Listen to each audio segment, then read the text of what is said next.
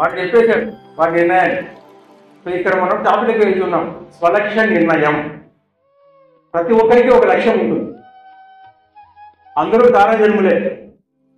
ఈ భూమి మీద రావడానికి ప్రతి ఒక్కరికి ఒక కారణం ఉంటుంది. ఎవరి కారణం వాళ్ళదే. మన లక్ష్యం ఏంటో మనకు అర్థం అవ్వాలి. మన లక్ష్యాన్ని ఇంకొకరెవరు నిర్దేశించలేరు. నా లక్ష్యం నాకు తెలియదు, ఒక లక్ష్యాన్ని మీరైనా చెప్పండి, దయచేసి నాకు వివరించండి అని అనడానికి లేదు. ఇంకా నువ్వు నీ లక్ష్యం ఏంటో తర్వాత తెలుసుకోవడానికి ప్రయత్నం చేస్తూ ఉండాల్సిందే. సో దీనికి మనకి ఎగ్జాంపుల్ ఏంటంటే ఎలా తెలుసుకోవాలి అంటే, రామాయణంలోని సుందరకాండలో ఒక లక్ష్యాన్ని సాధించడానికి మనలో ఉండాల్సిన లక్షణాల గురించి వాల్మీకి మహర్షి అద్భుతంగా చెప్తాడు. సో అది మనం తెలుసుకోగలిగితే మనం వాళ్ళ లక్ష్యాన్ని నిర్దేశించుకోవడానికి మనకు సులభం అవుతుంది. సో దానికి ఏమేమి కావాలన్నారంటే, మనో ఏకాగ్రత, ధృతి, దృష్టి, మతి లేదా తెలివి, సాక్ష్యము లేదా నేర్పు, అనిర్వేదం. ఈ 6 లక్షణాలు ఉంటే మనం మన లక్ష్యాన్ని ఈజీగా నిర్ణయించుకోవచ్చు, లేదంటే ఆ లక్ష్య సాధనకు ఉపయోగపడతాయి ఇవన్నీ కూడా. ఇప్పుడు ఏకాగ్రత, మనం ఏకాగ్రత కావాలి అన్నదానికి ఒక ఎగ్జాంపుల్ చెప్తున్నాడు ఆయన.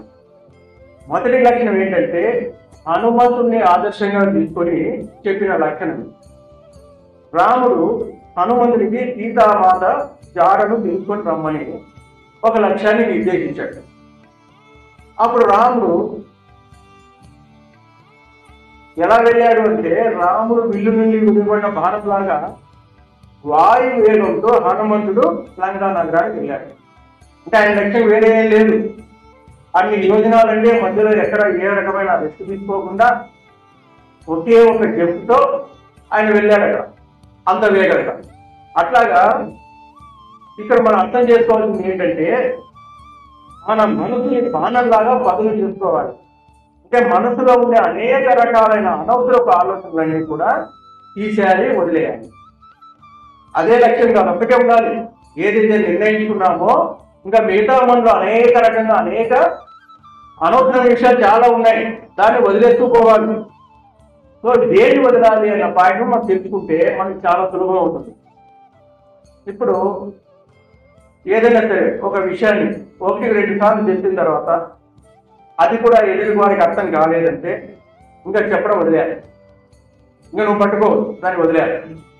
అలాగే పిల్లలు ఎదిగినప్పుడు వారి స్వంత నిర్ణయాలు తీసుకోవడం మొదలు పెడతారు. మన నిర్ణయాలను ఉంచడానికి వారి వెనకాల పట్టం వదిలేయాలి. ఎవరు మమ్మల్ని పట్టించుకోకపోతే లేదా మీ వెనకాల ఎవరైనా మీ గురించి తప్పుగా మాట్లాడుతూ ఉంటే దానిని మనసులో పెట్టుకోకుండా వదిలేయాలి. మీరు ముందరున్నారో వెనకలున్నారో వాళ్ళకి తెలియదు, వాళ్ళ దూరంలో వాళ్ళు మీ గురించే చెప్తూ ఉంటారు. అది విన్నా కూడా వదిలేయాలి. ఎవరు మిమ్మల్ని ఏం పట్టించుకోలేదు, ధ్యాన కేంద్రానికి వచ్చారు, లోపలికి వచ్చారు, ఇక్కడ వస్తే బాగుంటుంది, అది చాలా మంచిగా మాట్లాడతారు, అది చేస్తారు ఇది చేస్తారు అనుకుంటూ వచ్చారు అనుకోండి. ఇక్కడ ఎవరు విజిట్లో ఎవరు ధ్యానంలో వాళ్ళని మిమ్మల్ని పట్టించుకోలేదు అనుకో, ఏమండి ధ్యాన కేంద్రానికి వస్తే ఎవరేం పట్టించుకోలేదు అన్న విషయాన్ని వదిలేయాలి. నీకోసం నువ్వు ధ్యాన కేంద్రానికి వస్తున్నావు, దాన్ని నిన్ను ఇతరులు ఎందుకు పట్టించుకోవాలి? పట్టించుకోవడం వల్ల నువ్వు నష్టపోతావు. నువ్వు కొత్తవాడైతే అయ్యా నేను కొత్తగా వచ్చాను, నాకు ధ్యానం గురించి చెప్పని నువ్వు అడగచ్చు అంతే. ఒకసారి ధ్యానం గురించి తెలుసుకున్నాక నీ వరకు నువ్వు ధ్యానం చేస్తుండాల్సింది అంతే. సో ఇంకా నువ్వు అలాంటి దృష్టి పెట్టుకున్నావు అనుకో, నువ్వు ముందుకు పోయి. సో అలాంటివి వదిలేసుకోవాలి. మన చేతుల్లో ఏమీ లేదు, మనం చేయవలసింది చేయాలి, మన ప్రయత్నపూర్వకంగా ఇష్టపూర్వకంగా ఏదైతే చేయాలో చేస్తూ ఉండాలి. మన అనుభవాలు వచ్చినప్పుడు వస్తుంటాయి, పోయేటప్పుడు వెళ్ళిపోతుంటాయి, భవిష్యత్తు గురించి ఆలోచన లేదు అన్న దాని మీద ఉండాలి. లేదు వాటినంతా పట్టుకున్నాం అనుకో, నువ్వు ముందుకు పోయి. మనలోని కోరికకు మన సామర్థ్యానికి చాలా తేడా ఉంటే నీ గురించి నువ్వే ఎక్కువ ఆశించడం వదిలేయాలి. చాలా పెద్ద లక్ష్యం పెట్టుకున్నావు, నీకు అర్హత ఇంట్లో ఉంది, నువ్వు 100 కోట్లు సంపాదించాలనుకున్నావు, నీ దగ్గర పైసా కూడా లేదు. సో మధ్యలో ఎంత తేడా ఉంటుంది? సో అలాంటివి కాకుండా నేను 1,00,00,000 సంపాదించాలని ఫస్ట్ పెట్టుకో. అది దగ్గరకు వచ్చినప్పుడు 10 కోట్లు చేసుకో, ఆ తర్వాత 50 చేసుకో, 100 చేసుకో. ఒక్కసారి నేను 100 కోట్లు పెట్టినప్పుడు సాధ్యం కాదు. నీ అర్హత ఏంటి, ఎక్కడున్నావు, బిజినెస్ మ్యానా నువ్వు, నీకు అంత తెలివితేటలు ఉన్నాయా, ఇవన్నీ ఆలోచించుకోవాలి. లేదంటే ఎవరికి టెన్షన్ పడి తెచ్చిపోతావు. అందుకే నువ్వు చూసుకో, తేడాన్ని చూసుకో, నీ అర్హతను బట్టి నువ్వు తేడాన్ని చూసుకుని లేదంటే వదిలేయాలి. ప్రతి ఒక్కరి జీవితం భిన్నంగా ఉంటుంది. నా జీవితం లాగా మీ జీవితం ఉండదు, మీ జీవితం లాగా నా జీవితం ఉండదు. అంతెందుకు మనిషి ఎత్తు కానీ, రంగు కానీ, ముఖ కవలిక కానీ, నడక కానీ, మాట కానీ, చూపు కానీ, చేష్ట కానీ అన్ని భిన్నంగా ఉంటాయి. కాబట్టి ఎవరితో కూడా నువ్వు సరిపోల్చుకోవచ్చు, దాన్ని వదిలేసి నేను మంచి స్టేజ్గా ఉంటేనే, లేదంటే నన్ను కూడా వదిలేసి నువ్వు పట్టుకోవద్దు. 30 ఏళ్ళ నుంచి మా స్నేహం ఉంటే అయితే చెడ్డవాడిని నువ్వు పట్టుకోవద్దు, వదిలేయాలంటే. జీవితాన్ని ఆస్వాదించాలి, సంతోషాన్ని నెమరు వేసుకుంటూ ఉండాలి, దుఃఖాన్ని ఎప్పటికప్పుడు వదిలేస్తూ ఉండాలి. చాలా మంది చేయలేకపోతున్నారు. అక్కడ సంతోషకరమైన సమయంలో గతాన్నంతా ముందుకు తీసుకొచ్చి ఆ సంతోషకర సమయాన్ని బాధాకరంగా చేసుకుంటుంటారు. ఒక పెళ్లిలో కలుపుతుంటారు, 100 మంది హ్యాపీగా మాట్లాడుకుంటుంటారు. అంతలోపల అంతకుముందు 1 సంవత్సరం క్రితం 2 ఏళ్ళ క్రితం చనిపోయిన ఒక ఆమె వస్తుంది. ఆమె ఇంకా ఏంగానే ఉంటుంది. ఆ వస్తానే ఆమె అంతమందిని చూసి ఏడుపు వచ్చేస్తారు. ఆమెను చూసి అందరూ కూడా వాతావరణం మారిపోతుంది. సో 100 మంది యొక్క సంతోషాన్ని అక్కడ ఐదు వేస్తుంది. పోయినాడు పోతాడు, మళ్ళీ రాడు కదా. నువ్వు 7 వస్తాడా, 7 వస్తానంటే ఒక మనిషిని పెట్టుకోవచ్చు రోజు కూడా. మీరు ఏడుస్తుండండి, మా ఆయన తిరిగి వస్తారండి, లేదు కదా.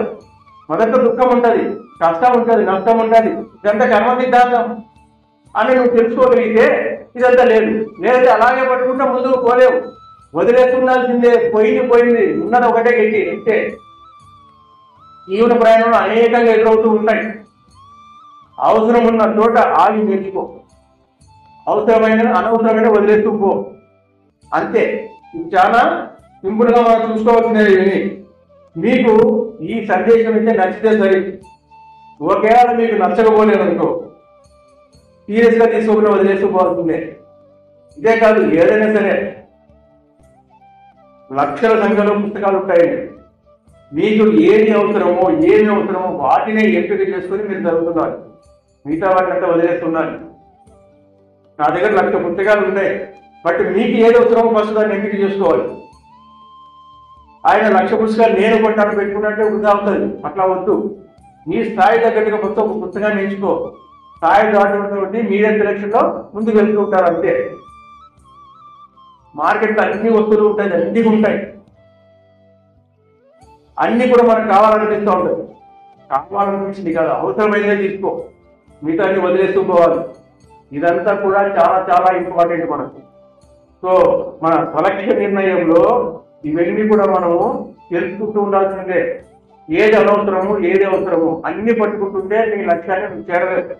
అందుకే దాన్ని ఇప్పుడు ఏకాగ్రత కుదురుతుంది. అనవసరంగా వదిలేయడం వల్ల నీకు ఏకాగ్రత కుదురుతుంది అని చెప్పడానికి ఆయన మొట్టమొదటి పాయింట్ గా చెప్తారు. సో రెండవది శృతి, అంటే పట్టుదల, ధైర్యం. చాలా మందికి వారి యొక్క లక్ష్యాలను మధ్యలోనే వదిలేస్తుంటారు. ఒక లక్ష్యాన్ని పెట్టుకున్నామంటే అది పూర్తి చేసేదాకా అలాగే గట్టిగా పట్టుకోవాలి. పట్టరాదు, పట్టి విడవరాదు, పట్టలేని దిగే పట్టవాలి. పట్టి విడుచుట కంటే పడి తట్టుట మేలు ఉన్నాడు ఎవరు, వేమన. సో ఏదైనా సరే ఒక లక్ష్యానికి పెట్టుకున్నామంటే అక్కడ వ్యక్తి పట్టాల్సింది, అంతే. ఇక ఎన్ని ఆటంకాలు వచ్చినా సరే వదలకూడదు. కానీ మనకి ఏదైనా ఒక పట్టుదల ఉంటుంది, 1 సంవత్సరమో 2 సంవత్సరాలు 3 సంవత్సరాలు, ఆ తర్వాత అది తీరలేదనుకో, అది తీరడానికి దాని తగ్గ అర్హత నువ్వు సంపాదించావా లేదో నువ్వు చూసుకోవడం లేదు, దాని తగ్గ బ్యాలెన్స్ నీకు చేస్తానా లేదా నువ్వు చూసుకోవడం లేదు. నువ్వు పెట్టుకున్నావు, తడేరు పెట్టుకున్నావు, దివ్యశక్తి కావాలని పెట్టుకున్నావు. సో నీ యొక్క శక్తి అంతా కూడా దానికోసం కేంద్రీకృతం అవుతూ ఉంటుంది. కానీ ఆ విషయాన్ని వదిలేసి 3 సంవత్సరాలు చేస్తున్నా, 4 సంవత్సరాలు చేస్తున్నా, నాకు తడి ఓమన్ కాలేదు అంటే అది అవడానికి కొంత టైం పట్టచ్చు, నీ అర్హత కావచ్చు, అయిన తర్వాత నీకు అవుతుంది. సో నీ లక్ష్యం అనేది అదే ఉండాలి. ఈ జీవితంలో కాకపోవచ్చు, మళ్ళీ జీవితంలో పట్టచ్చు, 10 జన్మలు పట్టచ్చు, అయినా సరే నువ్వు దాని మీద ఉండాలి. లేకపోతే కుక్క కాసిపోయినట్టుగా ఉంటుంది. అంటే ఏంటి, కుక్క అనిపోయిందంట, నేను కాసులో పోయి కాసులో తెచ్చుకోవాలనిపోయిందంట. సరే పోతా ఉంది. దానికి ఒక ఎముక తీసి ఎముక చెక్కుతానే దాని నోట్లో పట్టుకొని కూర్చొని కూరగాయలు మొదలు పెట్టింది. సో ఆ ఎముక దాని నోట్లోనే దానికి పుచ్చుకొని రక్తం కావడం మొదలుపెట్టింది. సో ఎముక నుంచి నాకు వస్తామని నేను చెప్పేసి అలా కొరుకుంటూ దాన్ని ఆ రక్తాన్ని తనే పీల్చుకుంటూ తాను కాశీకి వెళ్ళాలన్న భావనే మర్చిపోయింది. అట్లాగే మనం కూడా జీవితంలో ఒక లక్ష్యాన్ని పెట్టుకున్న తర్వాత కొద్ది రోజులు అయిన తర్వాత ఆ కుక్కలాగే మనకి ఏదో ఒకటి ఇంకోటి చిక్కుతుంది. ఆ చిక్కినప్పుడు దాన్ని పక్కన పెట్టేస్తాం. పక్కన పెట్టేసి మళ్ళీ ఎప్పుడో గుర్తుకొస్తుంది, అయ్యో 10 ఏళ్ళ తర్వాత 15 ఏళ్ళ అవసర దశలో మనకు గుర్తు వస్తుంది. అంటే అప్పుడు అనుకున్నాను, ఇప్పుడు కాలేదు, లేదంటే ఎవరో చెప్తున్నప్పుడు నా లక్ష్యం పెట్టుకున్నాను, అది నేను కార్యం చేయగలిగానని చెప్పినప్పుడు అవును కదా, నేను కూడా ఇదే పెట్టుకున్నాను కదా, మరి నేను మధ్యలో వదిలేసానే అన్నది అప్పుడు వస్తుంది. సో అప్పుడు వచ్చి ఏం లాభం, ఉపయోగం ఉండదు. అందుకే లక్ష్యం పెట్టుకున్నాక ఏమి నువ్వు విడవద్దు, ఆ లక్ష్యం కోసం వెళ్తూ ఉండాల్సిందే. పత్రికారు జాబ్ లో ఉన్నప్పుడు లక్ష్యం పెట్టుకున్నారు, ధ్యాన జగత్ చేయాలి, పిరమిడ్ జగత్ చేయాలి, సాకార జగత్ చేయాలని పెట్టుకున్నారు. ఉద్యోగం వదిలేశారు, కష్టమో నిష్ఠురమో మొదలు పెట్టారు.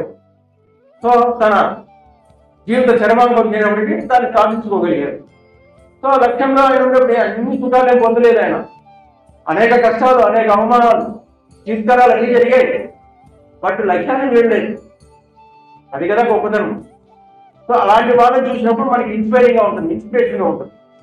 అందుకే పట్టాము అంటే దానికోసం ఉండిపో, చచ్చిపో, నష్టం లేదు ఆ పట్టులో ఉన్నప్పుడు. ఎందుకు అంటే ఆ యొక్క లక్ష్యంలో ఉన్నప్పుడు నువ్వు చనిపోతే కూడా మళ్ళీ జన్మ అక్కడి నుంచి మొదలవుతుంది. దాన్ని భ్రష్టత్వం అంటాడు భగవద్గీతలో కృష్ణుడు. ఎప్పుడైతే నువ్వు ఒక లక్ష్యం కోసం ఉండి చనిపోతే మళ్ళీ జన్మలో నీకు అక్కడి నుంచి మొదలవుతుంది. సో నువ్వు అంతవరకు సాధించింది నీకు ఏది వేస్ట్ కాలేదు. సో మళ్ళీ మొదలవుతుంది కాబట్టి అక్కడి నుంచి కంటిన్యూటీ నువ్వు సాధించుకోవాల్సింది. సో అందుకే దృష్టి అంటే పట్టుదల కావాలి. ముఖ్యంగా నీ లక్ష్య నిర్ణయంలో నీకు ఆ పట్టుదల ఉండాలి. ఆ తర్వాత దృష్టి, ఎలాంటి దృష్టి ఉండాలి, నీకు సూక్ష్మ దృష్టి ఉండాలి. మన దృష్టి ఎంత స్పష్టంగా ఉంటుందో మన లక్ష్యం కూడా అంత సులభంగా పూర్తవుతుంది. నీకు స్పష్టత లేకుంటే నీ లక్ష్యంలో కూడా స్పష్టత ఉండదు. నీకు స్పష్టత రావాలి అంటే నీ ఆలోచనలో స్పష్టత రావాలి. నీ ఆలోచనలో స్పష్టత రావాలి అంటే నువ్వు చేస్తున్న పని మీద నీకు అవగాహన కావాలి, నీ అర్హత నీకు తెలియాలి. సో అప్పుడే నీకు స్పష్టత అవుతుంది, దృష్టి మారుతుంది. అందుకే పత్రిక అందరికీ ఒక విషయం చెప్పారు, అందరూ కూడా తమ స్వాను అనుభవాలను గ్రంథస్థం చేయండి, అంటే ఒక పుస్తక రూపంలో తీసుకురండి అన్నారు. కారణం ఏంటి అంటే దానికి సూక్ష్మంగా చాలా అర్థం ఉంది. నేను మాట్లాడగలను, రాయగలను, అర్థం చేసుకోగలను. కొందరు అర్థం చేసుకోగలరు, మాట్లాడలేరు, రాయలేరు. కొందరు మాట్లాడగలరు, రాయలేరు. ఇలా ఒక్కొక్కరికి ఒక్కొక్క టాలెంట్ ఉంటుంది. కానీ ఎప్పుడు స్పష్టత వస్తుందంటే నువ్వు ఏమైతే అనుకున్నావో, ఏదైతే ఇతరులు చెప్తున్నావో దాన్ని అక్షర రూపంలో పెట్టినప్పుడు నీ ఆలోచన, నువ్వు చెప్పిన మాట అదే విధంగా యథార్థంగా ఇతరు వారికి అర్థమైనప్పుడు అప్పుడు నీలో స్పష్టత ఉన్నట్టు అర్థమవుతుంది. నీలో భావం ఒకటి ఉంటుంది, కానీ రాయడం ఒకటి ఉంటుంది. సో నేను రాసింది మళ్ళీ నేను చెప్తే కానీ నీకు అర్థం కాలేదనుకో, అప్పుడు నాలో ఇంకా స్పష్టత లేదు అన్న. నేను ఏమైతే నీకు చెప్పాలనుకున్నానో అదే రాశాను అనుకో, అది నీకు కరెక్ట్గా అర్థమైంది అనుకో, అప్పుడు నా ఆలోచనలో కానీ నా లక్ష్యంలో కానీ స్పష్టత ఉంది. అందుకే ప్రతి ఒక్కరూ కూడా తమ యొక్క అనుభవాలను పుస్తక రూపంలో తీసుకురాలేకపోయినా అట్లీస్ట్ ఒక పుస్తకం తీసుకొని తమ అనుభవాలు రాసి పక్కవాడికి చూపించండి. పక్కవాడికి చూపించినప్పుడు నీకు ఏదైతే అనుభవం అయితే ఉందో అది వాడికి యథాతథంగా అలాగే అర్థమైతే సో మీరు చక్కగా స్పష్టంగా మీ భావాలను అక్కడ వ్యక్తీకరించినట్టు అవుతుంది. లేకపోతే మనకు చాలా ఆలోచనలు వస్తూ ఉంటాయి. నువ్వు పుస్తకంలో పెడితే తెలుస్తుంది ఆ ఆలోచన కరెక్ట్ ఉందా లేదా, అనవసరంగా ఎన్ని ఆలోచన చేస్తున్నావు అనేది మనకు అర్థమవుతుంది. ఇది ఎప్పుడు మనకు అర్థమవుతుందంటే మౌనంలో ఉన్నప్పుడు కూడా మనకు అర్థమవుతుంది. ఆ టాపిక్ లో కూడా మనం వెళ్తాం. ఓకే, సో ఇక్కడ మనకు దృష్టి అంటే సూక్ష్మ దృష్టి కావాలి. తర్వాత మతి లేదా తెలివి అంటే మనం చేసే పనులను మనమే తెలివితో గమనిస్తుండాలి. పక్కవాడు గమనించినా గమనించలేకపోయినా, లేదు మనం చేసే పనులు పక్కవాడు కూడా గమనిస్తున్నాడని ఒక ఆలోచన మనం పెట్టుకుంటే కూడా చాలా చక్కగా కొంచెం జాగ్రత్తగా మనం చేస్తాం. సో చేయతో కూడని పని ఏ ఒక్కటి చేసినా మన లక్ష్యానికి చాలా దూరం వెళ్ళిపోతాం. ఇప్పుడు లడ్డూలన్నీ పెట్టారు. ఆ లడ్డూలకి ఎక్కడి నుంచి చీములు పరంపరగా వస్తూనే ఉన్నాయి. చీములు పొడి చల్లారు అయినా వస్తూ ఉన్నాయి. సో వాటిని డిస్ట్రిబ్యూట్ చేయాలి. వాళ్ళకి ఏం చేయాలో తెలియలేదు. చీమలు చంపకూడదు. అప్పుడు రామకృష్ణ పరమంతా ఉన్నారు అక్కడ. గురుజీ, ఇదంతా చీమలు పడుతున్నాయి, రేపు దీన్ని మనం అందరికి పంచాలా, మరి చీమలు చూస్తే దండోపదండాలుగా వస్తున్నాయి, వాటిని చంపకూడదు కదా, మనం ఏం చేయాలి? అప్పుడు ఆయన ఏం చెప్పాడంటే ఆ లడ్డూలకు దూరంగా చెక్కను వేయండి, ఆ దారి కట్టంగా మొత్తంగా ఆ లాస్ట్ నుంచి ఈ లాస్ట్ వేయండి అన్నాడు. అంతే. చీమలు తన యొక్క ఫస్ట్ లక్ష్యం ఏంటి? లడ్డు. మధ్యలో దానికి ఏం చిక్కింది? చక్కెర చిక్కింది. సో ఆ చక్కెరను తీసుకొని అట్లాగే వెళ్ళిపోతున్నాయి. ఇంకా లడ్డు వరకు రాలేదు. అట్లాగే ఇక్కడ కూడా మనం మధ్యలో వచ్చే చక్కెరను పట్టుకోకుండా మనకు లడ్డు కావాలంటే లడ్డు వరకు పోవాల్సిందే. మన లక్ష్యం ఏదైతే ఉందో మధ్యలో మనకు అనేక ఆకర్షణలు ఏదైతే వస్తున్నా వాటిని పట్టించుకోకుండా మన లక్ష్యాన్ని మనం చేరడానికి మనం ప్రయత్నం చేస్తూనే ఉండాల్సిందే. ఓకే, అందుకే దానివల్ల ఏమవుతుందంటే మన జీవితము వ్యర్థం కాదు. ఓకేనా? ఆ తర్వాత నేర్పు కావాల్సిందే. ప్రతిదానికి మన లక్ష్యాన్ని సాధించుకోవాలంటే మనకు నేర్పు ఉండే తీరాలి. ప్రతిసారి కష్టపడి చేయాల్సిన అవసరం లేదు. కొంత నేర్పు ఉంటే తక్కువ టైంలో తక్కువ మందితో ఎక్కువ పని చేసుకోవచ్చు. సో అందుకే ఆ తెలివి ఉండాల్సిందే.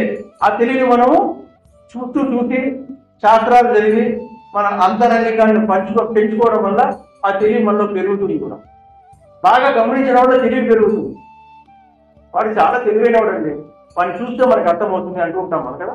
అలా మనం చూసి కూడా మనం నేర్చుకోవచ్చు, మన తెలివిని పెంచుకోవచ్చు. సో ప్రతిసారి సులభమైన పద్ధతిలో చేయడానికి ప్రయత్నం చేయాలి. ఓకే, ఆ తర్వాత అనిర్వేదం అంటే నిర్వేదానికి ఆపోజిట్. అంటే దిగులు పడకుండా ఉత్సాహంగా ఎప్పుడు ఉంటూ ఉండాలి. ఎప్పుడెప్పుడు మన లక్ష్యాన్ని పూర్తి చేద్దాము అనే ఆలోచన ఉత్సాహం మనకు ఉరగలేస్తూ ఉండాల్సిందే. ఆ అబ్బాయి ఈరోజు ఏం చేద్దామండి, మళ్ళీ చూసుకుందామని రేపు అన్నది కాదు. ఇంకా ఈ రోజు ఉంది కదా, ఇంకో గంట ఉంది కదా, ఇంకో 2 గంటలు ఉంది కదా అన్న ఉత్సాహము మన లక్ష్యానికి చాలా చేరువలేదు. సో ఇదన్నీ కూడా మన స్వలక్ష్య నిర్ణయాన్ని బట్టి మనం ముందుకు పోతూ ఉండాల్సిందే. ఇదంతా కూడా మనకి ఎవరు చెప్పారు? వాల్మీకి మహర్షి సుందరకాండలో చెప్పారు. అవునా? వారికి ఒక్కసారి ధన్యవాదాలు తెలుపుతున్నా.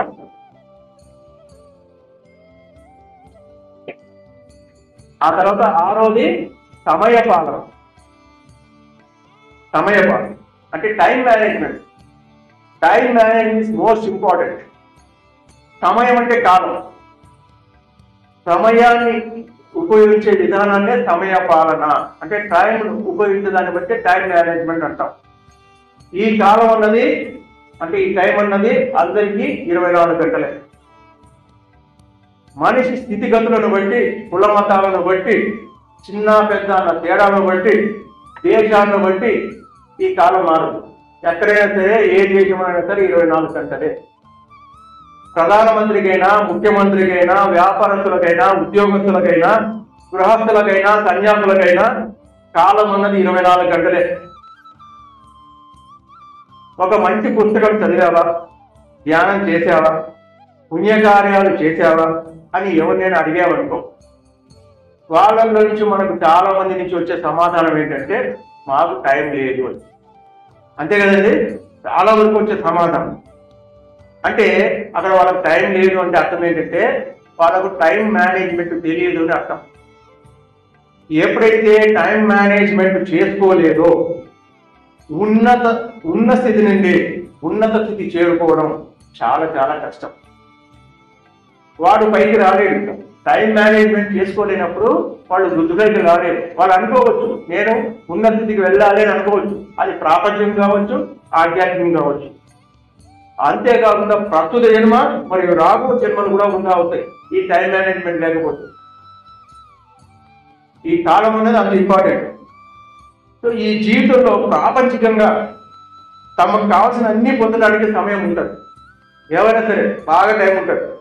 కానీ ఆధ్యాత్మికంగా దగ్గరికి వచ్చేటప్పటికి వీళ్ళు సమయం సరిపోవటం లేదు. అంటే కాలం అనేది ఒక జీవనది కాదు, ప్రవాహంలో సాగుతూనే ఉంటుంది. కావాల్సిన నీళ్లు తీసుకోవడం అన్నది మన ప్రయత్నం మీద ఆధారపడింది. ఈ విషయం ఎన్నైనా నిర్వహించుకోవచ్చు, అది నీ ప్రయత్నమే. కాలం ఎవరి కోసం ఆగదు. మనం పుట్టడానికి ముందు కాలం ఉంది, ఇప్పుడు ఉంది, మనం పోయే తర్వాత కూడా కాలం ఉంది. కాలం నిత్యము సత్యము, మధ్యలో వచ్చిపోయే వాళ్ళం మనమే. కాలానికి జాలి, దయ, కరుణ, కఠినత్వం ఇంకా ఏమైనా అనుకో, దానికి అలాంటివన్నీ ఏమీ లేవు. కాలం అన్నది మనకు చెప్తే ఆగేది కాదు, పొమ్మంటే ముందుకు సాగేది కాదు. సమయాన్ని నువ్వు చులకనగా చూడవచ్చు. సమయం విలువ తెలిసిన వారికి విజయం వెంటే ఉంటుంది.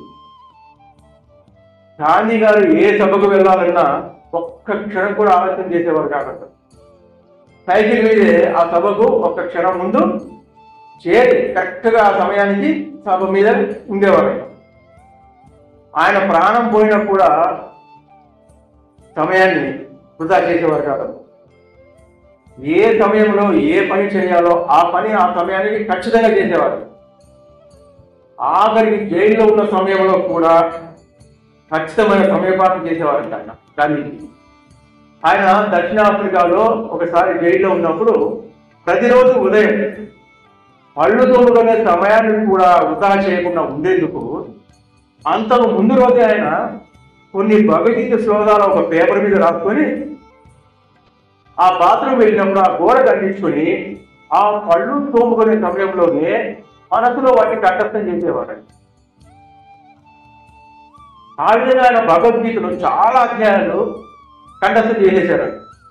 సో ఈ విధంగా మనము టైం మేనేజ్మెంట్ చేసుకోవాలి. టైం పాస్ ఎప్పుడు చేసుకోకూడదు. అలాగే పత్రికలు కూడా ఏ మీటింగ్కి వెళ్ళినా కూడా ఖచ్చితమైన టైం పాటించేవారు. ఇంతకుముందే మనం చెప్పుకున్నాం. ఇంకోటి తక్కువ సమయంలోనే ఎక్కువ ఎలా పొందాలో ఆయన చాలా చక్కగా చెప్పారు పత్రికలు. ఇప్పుడు రైల్వే స్టేషన్కి వెళ్ళాం. వెళ్ళిన తర్వాత ముందు మనం చూసుకున్నప్పుడు రైట్ టైమే, కానీ అక్కడ వెళ్ళిన తర్వాత అనౌన్స్మెంట్ వచ్చింది 3 గంటలు రైలు ఆలస్యంగా వస్తుంది అంతే. సో మన చుట్టుపక్కల చాలా మంది ఉంటారు కదా, ఒకడు ఇంకా ఆ రైల్వే మినిస్టర్ను రైల్వేని కనిపెట్టిన వాళ్ళని అందరినీ తిరుగుతూ కూర్చున్నాడు. వాడు 3 గంటల సేపు చేసిన పని ఏంటంటే అంటే వాళ్ళని తిరుగుతూ కూర్చోవడం. పక్కన విసుక్కుంటున్నాడు, భార్యను విసుక్కుంటున్నాడు, పిల్లలను విసుక్కుంటున్నాడు, చుట్టూ అమ్మే వాళ్ళని విసుక్కుంటున్నాడు, అందరినీ విసుక్కుంటూ వాడు నీరసపడిపోయాడు. ట్రైన్ వచ్చే సమయానికి వాడు లేవలేని పరిస్థితికి వచ్చాడు. ఎందుకు తిట్టుకొని శక్తి అంతా వృధా అయిపోయింది. సో రెండో వాడు పక్క వాళ్ళ కబుర్లు చెప్పుకుంటూ కూర్చున్నాడు. Just time passing, time interest కాదు, టైం పాసింగ్ వస్తుంది. సో దానివల్ల ఏం ఉపయోగం లేదు. మీరు ఎక్కడి నుంచి వచ్చారు, ఎక్కడికి పోతున్నారు, నేను ఇక్కడ నాకు ఇంతమంది పిల్లలు ఇట్లా చేశారు అట్లా చేశారు, ఇప్పుడు ఊరికే అయిపోయింది. ఆ ఫ్రెండ్షిప్ ఎంత వరకు ఉంటుంది అంటే రైలు ఎక్కేంత వరకే వాడు రిజర్వేషన్ ఎక్కడో వీళ్ళు రిజర్వేషన్ ఎక్కడో. సో దానివల్ల పెద్ద ఉపయోగం లేదు. ఇక మూడో వాడు ఏం చేశాడు, 3 గంటలు కదా, సో ఎందుకు టైం వేస్ట్ చేసుకోవాలని చెప్పేసి ఒక మంచి పుస్తకాన్ని తీసి చదవడం మొదలుపెట్టాడు. అంటే ఇది జ్ఞాన సముపార్జన చేయడం మొదలు పెట్టుకున్నాం. సో దాన్ని టైం యూటిలైజేషన్ అన్నాం. ఇక 4వది ఏం చేశాడు, ఓకే తనకున్న లగేజ్ ఏదైతే ఉందో తన కాళ్ళ దగ్గర పెట్టుకొని కావాల్సినంత బద్ధంగా చేసుకొని కళ్ళు మొత్తం ధ్యానానికి వస్తున్నాడు. సో 3 గంటల సేపు ధ్యానం చేశాడు. అక్కడ ఏంటి, మ్యాక్సిమైజేషన్, ఎనర్జీ మ్యాక్సిమైజేషన్. తన యొక్క ఉన్న శక్తిని ఎక్కువగా చేసుకోగలిగాడు. సో అట్లాగా తక్కువ సమయంలోనే ఎక్కువగా ఉపయోగించే విధానాన్ని మనం పత్రిక చెప్పారు. చాలా చక్కగా చెప్పారు. అలాగే అందుకే సమయం విలువ తెలుసుకున్నవాడు ఏ క్షణాన్ని కూడా వృధా చేయలేదు.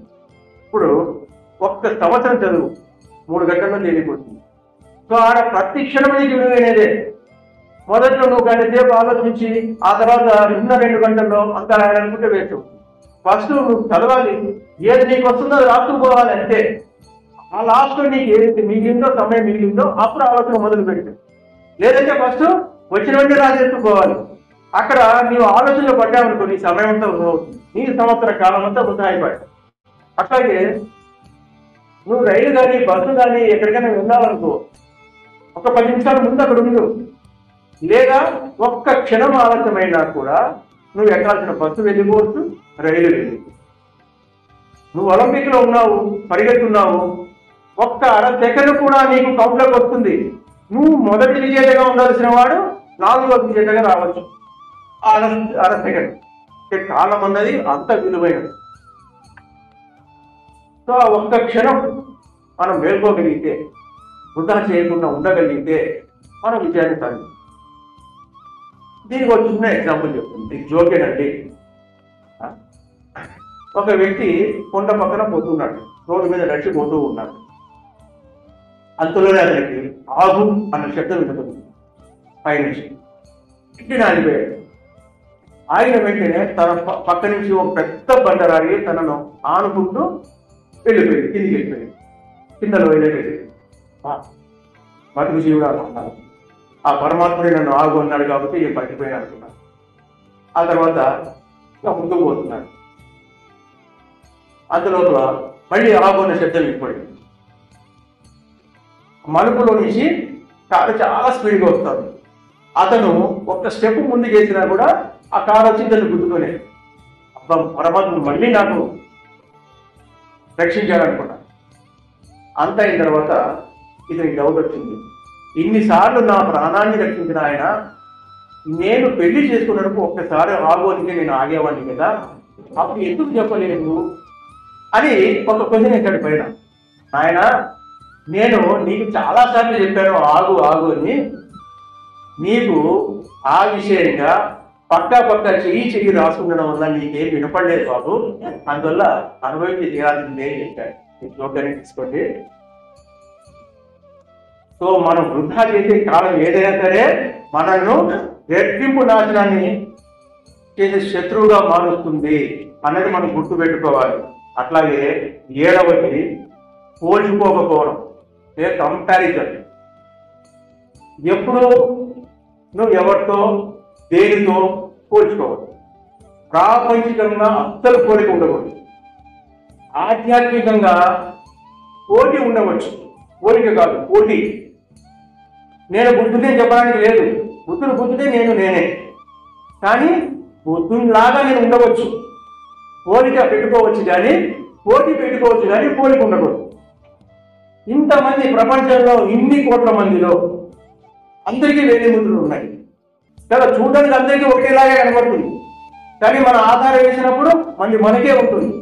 అంటే ఏంటి, భగవంతుని యొక్క సృష్టి ఎంత గొప్పగా ఉంది కదా. అంటే నాయన, ఈ ప్రపంచంలో నీకు నువ్వే దాటి, నీకు ఎవరూ పోటీ లేదు, నీకు నువ్వే పోటీదారుగా ఉండాల్సిందే అని చెప్పడమే అక్కడ ఉంటుంది. అందుకే మనం ఏ విషయంలో కూడా ఎవరితో కూడా ప్రాపంచికం కానీ ఆధ్యాత్మికం కానీ నువ్వు పోల్చుకోవద్దు. కావాలంటే పోటీ పడు, నువ్వు గురువుతో కావాలంటే పోటీ పడవచ్చు. నీ పక్కన ఒక మెడిటేటర్తో నువ్వు గంట సేపు కూర్చున్నావు కదా, నేను 2 గంటల సేపు కూర్చుంటానికి పోటీ పడు, పోలికైతే వద్దు. సో అది మన దీనివల్ల ఏమవుతుందంటే, ఈ పోలిక లేకపోతే మనం చాలా హ్యాపీగా ఉండగలుగుతాం, జీవనం సుఖంగా సాగిపోతుంది. వాడి దగ్గర డబ్బు ఉంది, నా దగ్గర డబ్బు లేదు, నేను ఈసారి ఈ జీవితంలో డబ్బు లేకుండా ఉండడానికే వచ్చాను అన్న నీ ఆలోచన. అక్కడ పోటీ పెట్టుకోలేదు కాబట్టి వాడికి ఉంది, నాకు లేదు దక్క అంతే. ఇక్కడ ఇంకేం లేదు. ఎప్పుడుగా పోలిక లేదనుకో నువ్వు హ్యాపీగా ఉంటావు. వాడికి ఉంటే ఉండేది, నీకు లేకపోతే లేకపోతే, నీకు రోగం ఉంటే ఉండేది, వాడికి లేకపోతే లేకపోతే, నీకు సంబంధం ఏంటి? నువ్వే ఇవాళ ఇలిప్యూ అంతే. సో ఈ విషయాన్ని ఎప్పుడు మనం గుర్తు పెట్టుకోవాలంటే. 8వది అనాసక్తి, ఆసక్తి చూపకపోవడం. దేనిపైన ఆసక్తి ఉండకూడదు. లక్ష్యం లేని వాడికి అన్నిటిపైన ఆసక్తి ఉంటుంది. బట్ లక్ష్యం ఉన్న వాడికి వాడు ఏదైతే లక్ష్యంగా పెట్టుకున్నాడో దానిపైన మాత్రమే ఆసక్తి ఉంది. వాటిని తీర్చుకోవడంలోనే వాడి జీవితాంతం దాని మీద పెట్టి ఉంటాడు. ఒకటే ఆ లక్ష్యం మీద వాడికి లక్ష్యం కూడా చాలా చేరువ అవుతూ ఉంటుంది. విజయం కూడా సాధ్యమైన దగ్గరలో వస్తూ ఉంటుంది. ఆధ్యాత్మిక లక్ష్యం అన్నింటిపైన అనాసక్తితో ఉండడానికి మనకి ఎక్కువగా ఉపయోగపడుతుంది. ఆధ్యాత్మిక జీవితం అంటేనే అనాసక్తికి మనం దగ్గర అవుతున్నాము అని, ప్రాపంచిక జీవితం అంటేనే ఆసక్తిలో మనం ఎప్పుడు నిరంతరంగా ఉంటున్నామని అర్థమవుతుంది. మనకు ఈ యొక్క ఆసక్తి అనాసక్తి అనేది వారి వారి పుట్టిన పరిస్థితుల మీద, పెరుగుతున్న వాతావరణం మీద, సజ్జన సాంగత్యం మీద, ఆచార సాంగత్యం మీద ఇది చాలా చాలా ఆధారపడి ఉంటుంది. సో చాలా మందికి ఆ అనాసక్తి రావడానికి వైరాగ్యం అనేది చాలా ఉపయోగపడుతుంది. ఈ వైరాగ్యం అన్నది చాలా రకాలుగా ఉంటుంది. ఒకటి తాత్కాలిక వైరాగ్యం, శ్మశాన వైరాగ్యం, ప్రసూతి వైరాగ్యం, ఇలా రకరకాలుగా మనకు ఉంటుంది. అనారోగ్యం ఎవరైనా చనిపోతే శ్మశానం వెళ్ళిపోతే ఆ మూమెంట్ మనకు అనిపిస్తుంది, మీరే పుడుతున్న మనం కూడా ఇక్కడికి వస్తాం కదా, శ్మశానం దాన్ని బయటికి వస్తానే అంతా మర్చిపోతాం. దాన్ని శ్మశాన వైరాగ్యం అంటారు. ప్రసూతి వైరాగ్యం అంటే ఒక తల్లి బిడ్డను ప్రసవించేటప్పుడు అంత కష్టంగా, చాలా కష్టంగా ఉన్నప్పుడు ఈ బిడ్డ చాలా అనుకుంటాం. బిడ్డ తర్వాత మళ్ళీ 2కు 3కు 4కు రెడీ అయిపోతుంది తల్లి. సో అది అయిపోయింది అక్కడ, ఆ వైరాగ్యం అక్కడితో వెళ్ళిపోయింది. అట్లాగే అనారోగ్య వైరాగ్యం, ఈ రోగం వద్దున తొందరగా పోతే చాలా అనుకుంటాం. ఆ రోగం అయిపోయి ఆరోగ్యం వస్తానే మళ్ళీ దాని గురించి ఆలోచన రాదు. అంటే ఇవన్నీ తాత్కాలిక వైరాగ్యాలు. ఈ తాత్కాలిక వైరాగ్యాలు శాశ్వత వైరాగ్యాలుగా నీకు ఉండగలిగితే నీకు అనాసక్తి అనేది నీకు బాగా ఉంటుంది. దీంట్లో ఈ వైరాగ్యం అంటే సన్యాసం అని కూడా మనం ఇంకొక అర్థాన్ని మనం తీసుకోవచ్చు. ఈ సన్యాసాల్లో 4 రకాలు ఉంటాయి. అదేంటంటే వైరాగ్య సన్యాసము, జ్ఞాన సన్యాసము, జ్ఞాన వైరాగ్య సన్యాసము, కర్మ సన్యాసం అని 4 రకాలుగా ఉంటాయి. అంటే ఈ వైరాగ్య సన్యాసం అంటే ఏంటంటే వ్యర్థమైన విషయాలను వినటము, చూడడం పైన ఆసక్తి లేకుండా ఉంటుంది. ప్రత్యేకించి ఇది ఇష్టము, ఇది ఇష్టం లేదు అన్న భావన ఉండదు. అన్ని విషయాలపైన మెల్లగా అనాసక్తి మొదలవుతుంది. సో అప్పుడు మనకు ఈ వైరాగ్య సన్యాసంలో మనం కాలు మోపాలని అర్థం చేసుకోవాలి. తర్వాత జ్ఞాన సన్యాసం అంటే సజ్జన సాంగత్యం ద్వారా, సత్సాంగత్యం ద్వారా వాంఛలు తగ్గిపోయి సత్య అసత్య విచక్షణతో, జ్ఞానంతో నిత్యం కర్మలు చేస్తూ ఏది తనకు అంటకుండా జీవిస్తూ ఉంటాడు. ఇక 3వది జ్ఞాన వైరాగ్య సన్యాసం. సాధన ద్వారా, జ్ఞానం ద్వారా అభ్యసించి తనకు తాను అన్వయించుకొని నిత్య ఆనంద స్థితిలో జీవిస్తూ ఉంటాడు. ఇక 4వది కర్మ సన్యాసం. అంటే బ్రహ్మచర్యము, గృహస్థు, వానప్రస్థము, ఆశ్రమ ధర్మాలన్నీ కూడా నివర్తిస్తూ ఫలితాన్ని ఆశించగా కర్మను చేస్తూ ఉండడము. దీన్నే నిష్కామ కర్మము అంటారు. సో ఈ గృహస్థులు అన్నది చాలా చాలా ఇంపార్టెంట్. ఈ గృహస్థ ధర్మాన్ని ఎవరైతే పాటిస్తున్నారో వారు నిష్కామ కర్మగా ఉండగలిగితే బ్రహ్మచర్యానికి, వానప్రస్థానికి, సన్యాసాశ్రమాలకు ఆధారంగా ఆలంబనంగా వీళ్ళు పనిచేస్తూ ఉంటారు. సో ఇక 9వది మౌనం. సో మౌనం జనరల్గా మౌనం అంటే మాట్లాడకుండా ఉండటాన్ని మనం మౌనం అంటాం, అంతే కదండి, మనకు తెలిసిన విషయం ఇది. దాన్నే మౌనవ్రతం క్రియగా చాలా మంది పాటిస్తుంటారు. దీనివల్ల చాలా చాలా ప్రయోజనం ఉన్నాయండి ఈ మౌనం పాటించడం. అది వాళ్ళు ప్రాపంచిక జీవితంలో ఉన్ని, ఆధ్యాత్మిక జీవితంలో ఉన్నా సరే ఈ మౌనం అనేది పాటించడం అనేది, అందుకే వ్రతం అన్నారు. మౌన వ్రతం అనేది చాలా చాలా మంచిది. ఇది మౌనం అన్నది ఉద్దేశపూర్వకంగా నిశ్శబ్దాన్ని పాటించడం. ఇది తపస్సు లాంటిదే. ఒక ఉద్దేశం ఉండాలి. అంటే ఉద్దేశం అంటే ఈ రోజు నేను మౌనంలో ఉన్నాను అంటే అది ఒక ఉద్దేశమే కదా. ఊరికే మౌనం కాదు, కొట్లాడి మౌనంగా ఉండడం కాదు, ఉద్దేశంగా నేను మౌనంగా ఉండాలనుకొని ఉండడం. ఓకే, స్థిరమైన అభ్యాసం ద్వారా మాటల శక్తిని, ఈ ప్రయోజనాన్ని పొందవచ్చు. మాటలు కూడా శక్తి వచ్చింది. తర్వాత నిశ్శబ్దం, కేవలం మాటలు లేకపోవడం కాదు. నిశ్శబ్దం అంటేనే కేవలం మాటలు లేకపోవడం కాదు, ఈ ఇన్నర్ సైలెన్స్ కూడా చాలా ఇంపార్టెంట్. అంటే నీ ఆలోచనలో కూడా నిశ్శబ్దం ఉండాలి, నీ పరిశీలనలో కూడా నిశ్శబ్దం ఉండాలి. అంటే నాలో ఎటువంటి ఆలోచన లేదు అన్నది కూడా నువ్వు గమనించాలి. సో ప్రార్థన కూడా నిశ్శబ్దంగానే జరగాలి, మౌనంలోనే జరగాలి. అది ప్రార్థన పౌరులుగా మారిపోతుంది, బయటికి చెప్పే అవసరం లేదు. మౌనంగా ప్రార్థన చేస్తే దాని యొక్క శక్తి చాలా ఉంటుంది, చాలా ఉపయోగపడుతుంది కూడా. సో మౌనంలో ఈ విభిన్న రూపాలు ఉన్నాయి, మనం ఒకసారి వాటిని చూద్దాం. సో శారీరక మౌనము, మానసిక మౌనము, ఆధ్యాత్మిక మౌనం, 3 రకాలు ఉంటాయి. అంటే మాటలు మాట్లాడకుండా ఉండడం అన్నది శారీరక మౌనం, మనస్సును నిశ్చలంగా ఉండడం అన్నది మానసిక మౌనం, మనస్సును ఆత్మ మీద కేంద్రీకరించడం అన్నది ఆధ్యాత్మిక మౌనం. ఈ మౌనం ద్వారా మనం మాట్లాడే మాటలకు మరింత అర్థం వస్తుంది. మరింత అర్థం ఎట్లా అవుతుంది అంటే మౌనం ద్వారా, ఇప్పుడు మనలో మనం మాట్లాడుకుంటున్నాం అనుకో, సో బయటికి వచ్చేటప్పటికి మనం లోపల అనుకున్నదంతా కూడా బయట మాట్లాడడం. సో ఆ సందర్భానికి ఆ సమయానికి ఏ మాట్లాడాలో అదే మాట్లాడడం. అట్లాగే మౌనంలో ఏమర్థం అవుతుందంటే, మౌనంలో ఉన్నప్పుడు మన యొక్క విషయాలు ఇతరులకు చెప్పకనే మనకు అర్థమవుతూ ఉంటాయి. ఇది కమ్యూనికేషన్ చాలా బాగా ఉంటుంది ఇతరులకు కూడా. మొదట్లో ఉండదు, కానీ తర్వాత నేను మౌనం పాటిస్తున్నాను అనుకో, అవతల వాళ్ళు కూడా మౌనం పాటించినా పాటించకపోయినా, ఇంట్లో ఇద్దరు ఉన్నప్పుడు ఒకరు మౌనం పాటిస్తే రెండో వాళ్ళు ఆటోమేటిక్గా చాలా వరకు మౌనం పాటించినట్టు. మరి ఇప్పుడు నాకు కాఫీ కావాలి, నేను మౌనంలో ఉన్నప్పుడు నేను సపరేట్గా నుంచి అడిగే పని లేదు. నాకు కాఫీ కావాలనే ఆలోచన వచ్చిన వెంటనే ఆమె అటువంటి వెళ్ళినప్పుడు నా పక్క చూసినప్పుడు అలా చూస్తే ఏమిటి కాఫీ కావాలని అడుగుతుంది, అంతే. అంటే ఇది అంత ఫాస్ట్గా, అంత డైరెక్ట్గా అది ప్రసారం జరుగుతుంది. మౌనంలో అంత కెపాసిటీ ఉంది. టెలిపతి అంటారు. టెలిపతి ద్వారా చాలా పవర్ఫుల్గా మనం యథాతథంగా ఏదైతే ఉన్నది ఉన్నట్టుగానే అక్కడ వాళ్ళది అక్కడ అలాగే చేరిపోతుంది. వాగ్మౌనం, దాన్ని వాగ్మౌనం అంటారు. అది వాగ్మౌనం ఏమవుతుందంటే క్రమక్రమేణా మానసిక మౌనానికి దారిస్తుంది.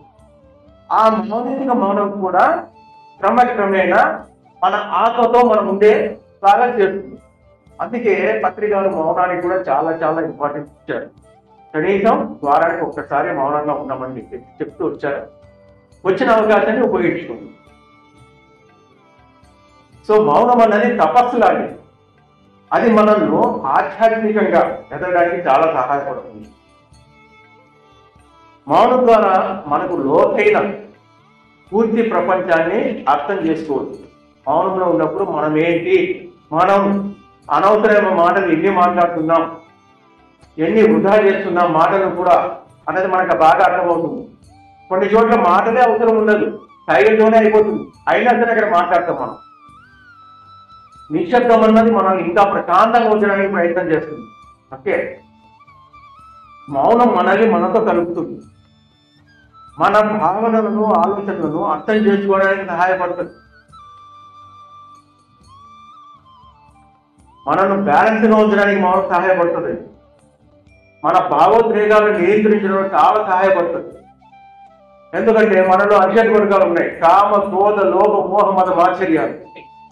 సో మనం మౌనంగా ఉన్నప్పుడు మన కోపం వచ్చింది అనుకోండి, మౌనం ఉన్నాం కదా, కోప ప్రదర్శన చేయరాదు. అంటే కోపంగా మాట్లాడడానికి లేదు, మహా ఏం చేస్తాము అంటాము, లేదంటే కళ్ళు గుడ్లు చూస్తాము, అంతే. ఇంకా అంతకంటే ఏం చేయలేము కదా కోపంగా. కానీ మాట అయితే రావడం లేదు. మాట వల్లే వచ్చే ప్రాబ్లం అంతా. నీ మాట వల్లనే సంబంధ బాంధవ్యాలు ఉన్నాయి. ఈ కమ్యూనికేషన్ వల్లే ప్రపంచం నీతో ఉండాలా, నువ్వు ప్రపంచానికి దూరంగా ఉండాలని తెలుసుకోవాలి. సో ఎప్పుడైతే నువ్వు మౌనంగా ఉండడం అలవాటు చేసుకుంటావో, నీ ద్వారా వచ్చే మాట చాలా జాగ్రత్తగా తట్టిలో చూచినట్టుగా వస్తుంది. అందువల్ల ఈ యొక్క మాటకు అర్థం పెరుగుతుంది, విలువ పెరుగుతుంది. సో నీవు మాట్లాడావంటే ఇతరులు నీవు వినడానికి చాలా మంది ప్రయత్నం చేస్తారు, ఫాలో అవ్వడానికి ప్రయత్నం చేస్తారు. ఏదో ఒకటి మాట్లాడడం కాకుండా నీ మాటకు ప్రతిదానికి అర్థం ఉంటుందన్న భావన నీకు కలిగితే నీ మాట కోసం ఎదురు చూస్తారు, నీ మాట శాస్త్రంలాగా ఫాలో అవుతారు. సో మౌనం ద్వారా మనకి ఇన్ని బెనిఫిట్స్ ఉన్నాయి. అందువల్ల సాధ్యమైనంతవరకు ఎక్కడ అవకాశం ఉంటే, ఎప్పుడు అవకాశం ఉంటే మనం మౌనం పాటిస్తుండాలి. ఇంటికి బంధువులు వచ్చినప్పుడు మౌనం పాటించవచ్చు. మౌనం పాటిస్తే మంచిది కదా అని ఈ వసతులు వచ్చినప్పుడు మౌనం పాటించాలి. మంచిది అనేది ఎక్కడ మంచిది, ఎప్పుడు మంచిది అనేది మనం చూసుకోవాలి. దాన్నే మనం ఇంగిత జ్ఞానం అంటారు. మన ధర్మాల్లో మనం తెలుసుకున్నాం, అవునా? సో అందుకే ధర్మాలు తెలుసుకునేటప్పుడు కూడా మనం ఏ పని చేసినా కూడా కొంత ఇంగిత జ్ఞానం తెలిసి ఉండాల్సిందే. మంచిదనే అన్ని చోట్ల మంచిది కాదు. కొన్ని చోట్ల మంచిది కూడా చెడ్డది అవుతుంది, కొన్ని చోట్ల చెడ్డ చేయాల్సిన చోట కూడా మంచి చేస్తుంది. అందువల్ల మనకు ఈ విచక్షణ జ్ఞానం అనేది చాలా చాలా ఇంపార్టెంట్. మౌనం ద్వారా మనం ఇతరుల భావాలను కూడా చాలా చక్కగా అర్థం చేసుకోగలుగుతాం. వాళ్ళు మాట్లాడుకున్నా సరే ఆ యొక్క మనసులో ఉన్న భావాలను మనం అర్థం చేసుకోగలుగుతాం. మన వివేకాన్ని పెంచుతుంది మౌనం అన్నది. మన స్నేహితుడు మౌనంగా ఉన్నాడు అనుకో, మనం కూడా ఇష్టపడుతూ ఉంటాం. మౌనాన్ని మించిన మంచి లేదు. అందువల్ల మౌనం అన్నది మనం ఎప్పుడు కూడా సాధ్యమైనంతకు ఫాలో అవుతా ఉంటాం. తుపాకీ తూటా కన్నా మౌనం చాలా పవర్ఫుల్. వేదాలు కానీ, పురాణాలు కానీ, మహాత్ములు కానీ ఈ మౌనం గురించి చాలా చాలా చెప్పారు వాంగ్మయంలో. ఓకే, సో ఈ మౌనం అన్నది మన శారీరక వ్యవస్థ మీద కూడా చాలా ప్రభావం చూపిస్తుంది. మాట మంచిదైతే ఊరి మంచిది అవుతుంది అంటాం కదా, ఊరంతా మంచిది అవుతుంది. కానీ మౌనం అన్నది అంతకన్నా మంచి పని చేస్తుంది. తర్వాత ఇంకా మనం ఏ విషయాల్లో మౌనం పాటించాలని చెప్పి మనకు ఋషితులు కొన్ని సూచించారు. ఎక్కువ కాలం బతకాలనుకుంటే మనం మౌనం పాటించాలి. మన ఇష్టం, ఆలోచించుకోండి. ఎక్కువ డబ్బు సంపాదించాలనుకుంటే మౌనం పాటించాలి. సంతాన సుఖాలు ఎక్కువ అనిపించాలంటే మౌనం పాటించాలి. దాన ధర్మాలు చేయకూడదు అనుకుంటే అక్కడ మౌనం పాటించాలి. అంటే దాన ధర్మాలు చేయాలని అర్థం. అక్కడ అవమానం పొందితే తిరగబడాలి వంటి విషయాల మీద మౌనం పాటించాలి.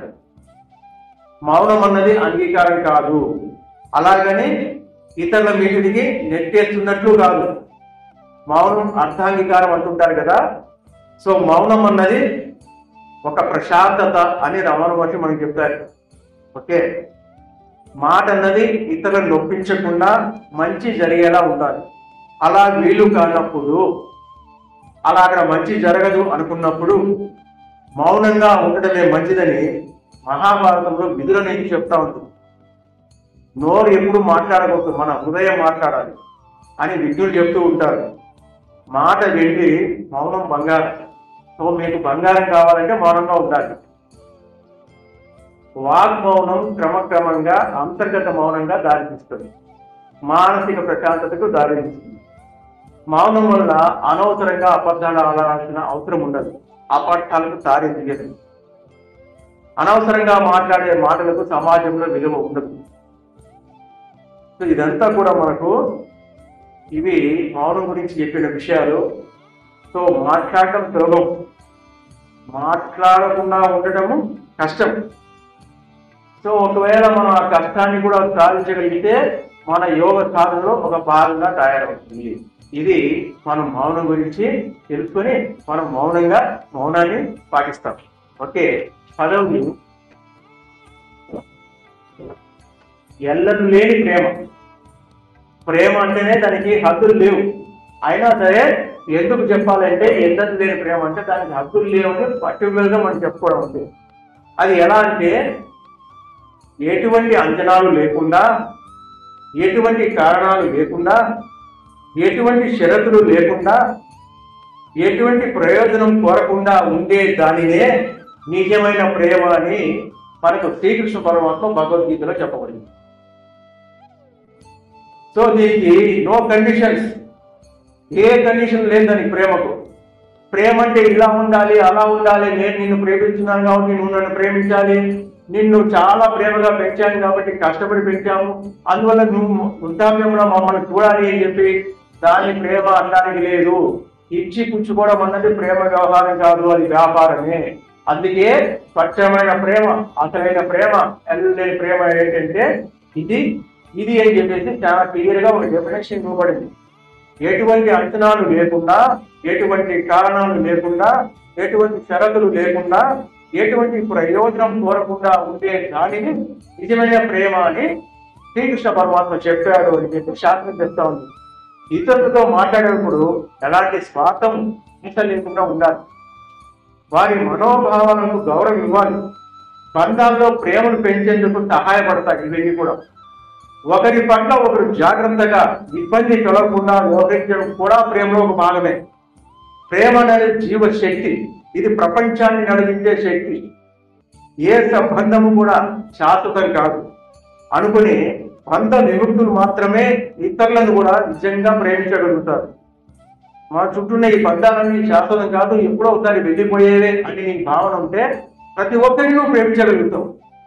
అరే ఈ రోజు రేపొద్దాం, రేపు ఆయన ఉంటాడో నేను ఉంటానో, ఈ రోజు హాయ్ బాయ్ అనుకున్నాం, రేపు పొద్దున మళ్ళీ హాయ్ అంటామో అనమో, అతను నాకు బాయ్ చెప్పాడు, నేను అతనికి బాయ్ చెప్తాను, మనకేమి తెలియదు. సో ఉన్నందులో ఫస్ట్ నవ్వుతాం, మంచిగా మాట్లాడతాం, బాగున్నారా, ఆరోగ్యం బాగుందా, నా వల్ల ఏమైనా సహాయం కావాలా అని అడుగుతాం. అంతే. సహాయం కావాలంటే వాడిని లెక్కలు అడగడు. ఒకవేళ అడిగాడనుకో, నీ దగ్గర 10 రూపాయలు ఉందనుకో, అన్న నా దగ్గర 10 రూపాయలు ఉంది, 10 రూపాయలు తీసుకో, అంతే. ఏం ఎక్కువ ఆలోచన చేసే పని లేదు. నువ్వు ప్రేమపూర్వకంగా స్వచ్ఛంగా ఇవ్వగలగాలంటే ఈ విషయంలో అత్యంత శక్తిమైనది సాధనం ఏదైనా ఉంది అంటే అది ఒక ప్రేమ మాత్రమే. ఎంతటి కఠినాత్మకమైనా కూడా ప్రేమ మారుతుంది. దానికి ఎగ్జాంపుల్ ఏంటి? అంగుళీమాలుడు, బుద్ధుడు. సో అంగుళీమాలుడు ఒక మానవుడే వికృతంగా మారిపోయాడు. అంటే మనసు వికృతంగా మారిపోయి చంపడం మొదలు పెట్టాడు. చంపిన వాడిని ఈ పొట్టిన వేలు తీసుకొని హారంగా వేసుకునేవాడు. అందుకే అతను అంగుళీమాలుడు ఉన్నాడు. బుద్ధుడు ఆ మార్గంలో పోతున్నాడు. అందరూ చెప్పారు, అయ్యా వాడు ఒక రాక్షసుడు ఉన్నాడు, అక్కడ వెళ్ళొద్దు అన్నాడు. ఓకే నేను వెళ్తున్నా, వస్తే దాన్ని చంపని అన్నాడు. సో బుద్ధుడు పోతున్నాడు. తన మనసులో ఏ భావం లేదు, న్యూట్రల్లో ఉన్నాడు. అతను వచ్చాడు, నిన్ను చంపుతా అన్నాడు, చంపుకో అన్నాడు. అతను ఆ తేజస్సును అదంతా చూసేసి మారిపోయాడు. ఎందుకు? అతనిలో ఉన్నది ప్రేమ ఒకటే, బుద్ధుల్లో ఉన్నది ప్రేమ ఒకటే. అరే అయ్యో పాపం అలా ఉన్నాడే అన్న ఒక ప్రేమ తప్ప ఇంకేమీ లేదు అతను. సో ఆ ప్రేమే విశ్వజనీయమైన ఎటువంటి కఠినాత్మైనా కూడా మార్చగలుగుతుంది. అందుకే మహాశిష్యుడయ్యాడు. అంగుళీమాలుడు కూడా బుద్ధుడికి శిష్యుడైపోయాడు. అంతటి కఠినాత్ముడు కూడా. అందుకే సత్యసాయి ఒక శ్లోకం చెప్తారు, సత్యసాయి బాబా గారు, లవ్ ఆల్ సర్వ్ ఆల్ అన్నారు. అందరినీ ప్రేమించు, అందరినీ సేవించు, చాలు, హైయెస్ట్ ఇంకా. అంతే. ఇంకా ఒక్కటి మనం తెలుసుకుంటే చాలు. ఇంకా జీవితంలో మనం ఏం లేదు, మన లక్ష్యాన్ని మనం ఈజీగా చేయకపోతాం, జన్మరాజ్యం ఈజీగా పొందగలుగుతాం. ఆఖరికి ఉన్నది, ఆఖరణ చేయవలసినది ఏదైనా ఉంది అంటే ఇదే, ప్రేమించు, సేవించు, అంతే, ఇంకేం లేదు ఇక్కడ. సో మనం ప్రేమిస్తున్న విషయం మన భాగస్వామికి స్పష్టంగా తెలియకపోవచ్చు. ఇప్పుడు అందరూ ఎక్స్ప్రెస్ చేయలేరు, నేను ఇంతగా ప్రేమిస్తున్నాను, అంతగా ప్రేమిస్తుంది, నీ మీద ప్రేమ ఉంది కాబట్టి ఇది తెచ్చాను, అది తెచ్చాను, కొంత మీద కోతులు తెచ్చాను, కొందరు చెప్పలేరు, కానీ కొందరు చేస్తూ ఉంటారు. కానీ దాన్ని మనం ఏం చూపించాలి అవసరం లేదు. మనలో ప్రేమ భావన ఉంటే అది స్ప్రెడ్ అవుతుంటుంది పక్కన, అది ఊరికే ఉండదు. ఏ భావన అయినా సరే, అది మంచి భావన కానీ, చెడు భావన కానీ, ప్రేమ భావన కానీ, గొప్ప భావన కానీ, ఏదైనా సరే మనలో ఏదైతే ఉదయిస్తూ ఉందో, పుడుతూ ఉందో అది అలా స్ప్రెడ్ అవుతూనే ఉంటుంది. దాన్ని బట్టి పక్కా వాడికి అర్థమవుతూ ఉంటుంది ఆయన ప్రేమ ముట్ట కఠినమైన వాడా ఏదైనా. అందుకే ప్రతి ఒక్కరికి కూడా మనం భార్యతో కానీ, భర్తతో కానీ, పిల్లలతో కానీ, నేను నిన్ను ప్రేమిస్తున్నాను, నీకోసం ఇది తెచ్చాను చెప్పాల్సిన అవసరం లేదు. నీ హృదయంలో ఏది ఉంటే అది స్ప్రెడ్ అవుతుంటుంది, పంచబడుతూ ఉంటుంది. అంతే, ఆటోమేటిక్గా అక్కడి నుంచి నీకు అదే ఇవ్వబడుతూ ఉంటుంది. సో అది అర్థం కాకుండా మనం దాన్ని సరైన ఎక్స్ప్రెస్ చేయలేకపోతున్నాం. నీ భావన కరెక్ట్ పెట్టుకో హృదయంలో. నీ హృదయ భావన బాగుంటే చుట్టూ ఉన్న ప్రతి ఒక్కరి భావన కూడా బాగుంటుంది. అందుకే గురువులు వచ్చినప్పుడు, మహాత్ములు వచ్చినప్పుడు వాళ్ళ దగ్గర ఏదేదో అడగాలి, ఏమో చేయాలని అందరూ వస్తారు. కానీ వచ్చిన తర్వాత ఏమి కావాలి అడగండి అంటే ఎవరు ఏమి అడగరు. ఎందుకు? అక్కడ ఏమీ లేదు, 0 పాయింట్లకు వచ్చేసినారు. ఇక్కడున్న ఆ యొక్క ఆలోచన, ఆ భావన, ఆ ప్రేమతత్వము అందరినీ అలా మూడవని చేసేది. ఆయన పోయిన తర్వాత ఇది అడిగింటే బాగుండేమో, అది అడిగింటే బాగుండేమో, సార్ దీనికి ఆంధ్రించింటే బాగుండేమో అని అనుకుంటూ ఉంటారు. సో అది ఒక భావన. ఇప్పుడు పత్రికలు వచ్చినప్పుడు ఏమి అడగాలని చాలా మంది అనుకుంటారు. కానీ ఆయన వచ్చినప్పుడు ఏమీ అడగరు, మీకు ఏం కావాలని ఎవరు ఏమి అడగరు. ఎందుకు? ఆ ప్రేమతత్వంలో మునిగిపోయి ఉంటారు. అలాంటి ప్రేమతత్వం మనలో నిరంతరం వస్తూ ఉండాలి. రకరకాల ప్రేమలు ఉన్నాయి. తల్లి ప్రేమ, తండ్రి ప్రేమ, సోదర ప్రేమ, సోదరి ప్రేమ, స్నేహ ప్రేమ, ఇలా రకరకాల ప్రేమలు ఉన్నాయి. సో ఏ ప్రేమైనా సరే మనం ఏది ఎక్స్పెక్ట్ చేయవద్దు అక్కడి నుంచి. నీ దగ్గర ఏది ఉందో అది ఇవ్వడానికి ప్రయత్నించి, నీకు ఏది అవసరమైందో అది నీకు ఇవ్వబడుతూ ఉంటుంది. నువ్వు ఇవ్వడం వల్ల నీకు అవసరమైంది ఇవ్వబడుతూ ఉంటుంది. అది ఇప్పుడు కానీ అప్పుడు కానీ. బట్ ఆ అవసరం నీకు ఉండాలి, ఆ అర్హత నీకు ఉండాలి, ఖచ్చితంగా ఇవ్వబడుతుంది. నీలో ప్రేమ అన్నది ఎప్పుడు నిరంతరంగా ఉండడానికి మనం ప్రయత్నం చేస్తూ ఉండాలి, నిలబెట్టుకోవడానికి ప్రయత్నం చేస్తూ ఉండాలి. ఈ ప్రేమ భావన తగ్గిపోవడానికి అనేక కారణాలు వస్తుంటాయి, అనేకంగా కష్టాలు వస్తాయి, నష్టాలు వస్తాయి. అయినా సరే నీ ప్రేమలో మార్పు ఉండకూడదు. ఇక్కడ దీనికి ఒక చిన్న ఎగ్జాంపుల్, మన అబ్దుల్ కలాం గారు తెలుసు కదండి. అబ్దుల్ కలాం అంటే మన ఎక్స్ ప్రెసిడెంట్, రాష్ట్రపతి, మాజీ రాష్ట్రపతి. ఆయన ఒకసారి ఒక ఇంటర్వ్యూలో ఈ విషయాన్ని చెప్పారు. సో దాన్ని యథాతథంగా నేను చెప్తాను. ఆయన చెప్తున్నాడు, నా చిన్నప్పుడు ఒకసారి అమ్మ ఒక రోజంతా కష్టపడి పనిచేసి రాత్రి ఇంట్లో అందరికీ వండి పెట్టేదట. ఒక రోజు నాన్నకు ఆమె మాడిన రొట్టె పెట్టింది, కర్రీ పెట్టిందంట. నాన్న అవన్నీ ఏం పట్టించుకోలేదు, తినేసి ఆయన వెంటనే నా చదువు గురించి అడిగాడు. నాకు ఆశ్చర్యం చేసింది, ఎందుకు నాన్నంత మాడిపోయిన రొట్టె అమ్మ పెడితే కూడా కోపడలేదు, అలాగే బాగా తిన్నాడు. అయిన తర్వాత కూడా అంత అయిన తర్వాత అమ్మ వచ్చి క్షమించండి అని అడుగుతూ ఉందంట. రొట్టె బాగా మాడిపోయింది, ఆయన మీకు అదే పెట్టేశాను. ఆమె పొద్దు నుంచి అలసిపోయింది. సో చేయడంలో ఎక్కడో అజాగ్రత్త వచ్చింది. మళ్ళీ రొట్టె చేసేటట్టు లేదు, పిండి లేదు, ఉన్నది అదే. పిల్లలంతా తినేశాడు, ఆయనకు అదే వండి పెట్టింది. సారీ అని ఆయన పెట్టింది. అప్పుడు కూడా నాన్న రొట్టె చాలా బాగుంది అని కాంప్లిమెంట్ ఇవ్వడము నాకు చాలా ఆశ్చర్యం కలిగించింది. కొద్దిసేపు తర్వాత నేను నాన్నని అడిగా, నిజంగా రొట్టె బాగుందా నాన్న అని అడిగాను. ఆమె రోజంతా ఎంతో కష్టపడి తినడానికి తెచ్చింది, రొట్టె నన్ను బాధ పెట్టలేదు, కానీ నేను ఒక్క మాట అన్నా కూడా ఆమె ఎంతో బాధపడుతున్నది. రొట్టె బాగలేదు, మాడిపోయింది, నీకు చేసేది చాలా కాలేదు అన్నాననుకో, ఆ మూమెంట్లో ఆమె చాలా బాధపడుతుంది.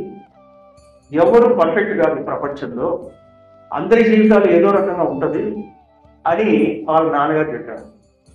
దీనివల్ల ఆయన కొన్ని సంవత్సరాల కాలంలో నేను నేర్చుకున్నది ఏంటంటే, ఎవరి తప్పులను పట్టించుకోకుండా అందరినీ ప్రేమించడం నేర్చుకున్నా అని చెప్పేసి ఆయన స్వయంగా ఒక ఇంటర్వ్యూ ఇస్తారు. అది ప్రేమ యొక్క విలువ. అందుకే ఆయన అంత ఉన్నతుడిగా చెప్పింది. అవునండి. ఓకే. 11వది, ఎవరినైనా మనస్ఫూర్తిగా క్షమించాలి. ఎవరినైనా సరే మనస్ఫూర్తిగా. ఎంతో గొప్ప పరిణితి, మానసికమైన దృఢత్వం, సంస్కారం, అవగాహన, ఇలా ఎన్నో ఉంటే తప్ప మనం మనస్ఫూర్తిగా క్షమించడం అనేది సాధ్యం కానే కాదు. అంటే మనం ఊరికే సరే పో, నేను క్షమించాను పో అనేది పై మాటలు కాదు. నీ లోపల 100% ఉండాలి అని చెప్పడం. మనస్ఫూర్తిగా క్షమించడం అంటే ఇతరుల వల్ల జరిగిన తప్పును పూర్తిగా మర్చిపోవాలి. క్షమించేసామంటే అది అయిపోయింది. నీ లోపల ఎక్కడ మైండ్లో ఉండకూడదు. శిక్ష విధించకుండా ఆగయాత్ర, తప్పును మాటి మాటికి గుర్తు చేసుకుంటూ వైశాఖిక ఆనందం పొందాలని అనుకోకపోవడం, ఇదంతా కూడా మనస్ఫూర్తిగా క్షమించడం. దానికి ఒక ఉదాహరణ తీసుకున్నాం. ఉదాహరణ ఉంటే మనకు బాగా అర్థమవుతుంది. భార్య మరొక వ్యక్తితో చనువుగా ఉండడం చూశాడు భర్త. కోపంతో ఊగిపోయాడు. ఆమె ఏడ్చి తప్పు ఒప్పుకుంది, క్షమించమంది, కాళ్ళ వేళ పడింది. భర్త క్షమించాలని కూడా అన్నాడు. ఓకే. ఆ తర్వాత నుండి సూటిపోటి మాటలతో క్షణక్షణం ఆయన గాయపరుస్తూనే ఉన్నాడు. సో ఇది క్షమించినట్టు కాదు, మాట వరకే క్షమించినట్టు. ఈ అవకాశం చిక్కినప్పుడల్లా సూటిపోటి మాటలతో అండం అన్నది క్షమించినట్టు కాదు. సో ఇలాంటి క్షమాపణలు ఉపయోగం లేదు. అదేవిధంగా భర్త మరొకరితో సంబంధం పెట్టుకొని ఆ విషయం తెలిసింది భార్య, అతన్ని నిలదీసింది. సో మరొకసారి ఆమె దగ్గర వెళ్ళను అని చెప్పేసి అతను చెప్పాడు, ప్రామిస్ చేశాడు. ఆయన ఆమె నమ్మల. తప్పని పరిస్థితుల్లో అతన్ని క్షమించింది. వేరే మార్గం లేదు, ఆమెకు ఆర్థికంగా ఆలంబన లేదు. అందువల్ల ఏం చేసింది? సర్దుకుపోవడం తప్పదు కాబట్టి తప్పనిసరిగా క్షమించేసి. ఇది క్షమించినట్టు కూడా కాదు. క్షమాపణ అనేది ఒక సద్గుణం. మనం ఇతరులను క్షమించినప్పుడు కోపం మళ్ళీ ప్రతీకారం తీసుకోవాల్సిన అవసరాన్ని వదిలేయాలి. ఇంకా అక్కడ కోపం రాకూడదు, ఆ తప్పు మాటి మాటికి మనం ఎత్తి చూపకూడదు. ఒక్కసారి మనం వాళ్ళను ఫర్గివ్ అన్నామనుకో అయిపోయింది. సో అంతకుముందు వాళ్ళు ఏ విధంగా చూస్తున్నామో, ఏ విధంగా వాళ్ళతో మాట్లాడుతున్నామో అదే విధంగా మనం మాట్లాడాలి. అది సరైన క్షమాపణ ఇవ్వడం అని. సో వాళ్ళు క్షమించారు అంటే అది వాళ్ళ బలహీన లక్ష్యంగా భావించవద్దు. నిజంగా క్షమించే గుణం ఏమవుతుంది అంటే బలవంతుల లక్షణంగా ఉంటుంది. సో ఒక దీర్ఘకాలిక కోపం మనకి ఏదైనా ఉందనుకో ఒకరి మీద, సో అక్కడ మనకు శరీర పరంగా మన చుట్టూ ఉన్న వాళ్ళ పరంగా కూడా మనం చాలా ఇబ్బందులు ఎదుర్కొంటూ ఉంటాం. వాళ్ళకి ఎప్పుడు పోరాటం చేస్తూనే ఉండాలి.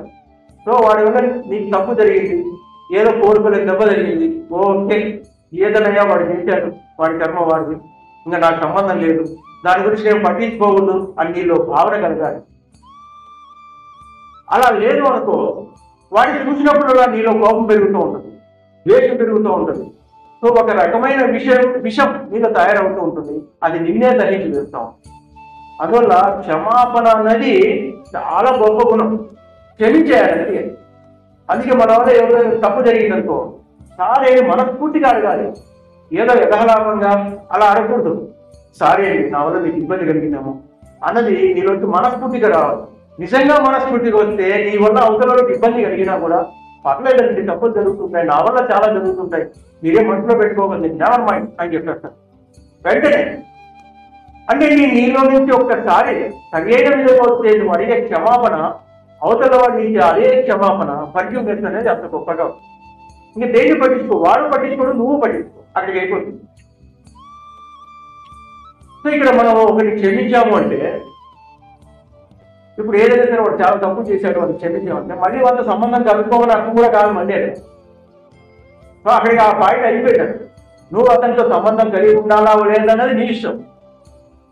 అయ్యో మళ్ళీ నేను క్షమించినా కూడా అతనితో ముందులాగే ఉండాలా, ఆమెతో ముందులాగే ఉండాలా, అటుంటేనే నేను క్షమించినట్టు అన్న భావన వద్దు. మళ్ళా ఇది ధర్మ సూక్ష్మాలు అంటారు.